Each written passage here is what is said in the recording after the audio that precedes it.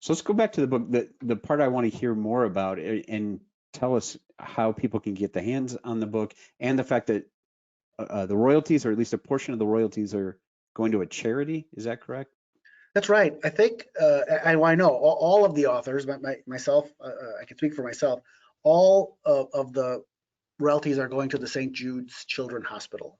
So again, this work was not done to try to make a profit. It's really to create awareness and to do good in two ways. Hopefully helping people know about this, the severity of this threat and all the tentacles to where it goes, and then to help the kids too. So I'm really proud to be a part of that portion as well.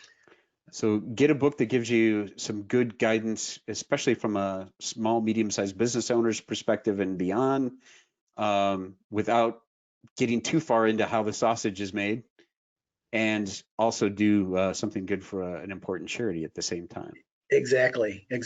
And I want to stress that point. It's not that we're trying to hide anything from anybody. I mean, to try to fully understand this is beyond the scope of people who are not in IT. The idea is to create that awareness, not to overwhelm you with the facts and the figures and the detailed technology, which I think most people would shy away from. I think it'll serve as a good desk reference, because the other thing that's happening, I think, Corey, is we're seeing more governmental agencies coming down with restrictions like PCI in relation to financial transactions, and HIPAA regulations around personal health information.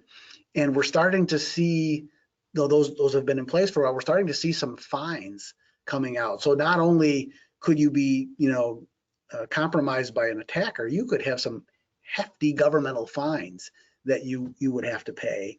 So the other thing we're seeing too is, even on the front end, as companies look for funding, some of the astute angels or venture capitalists are looking to see, what is your cybersecurity plan? What do you have in place? Because many companies these days, the value is really in the information that they create, and so making sure that that's properly protected is key.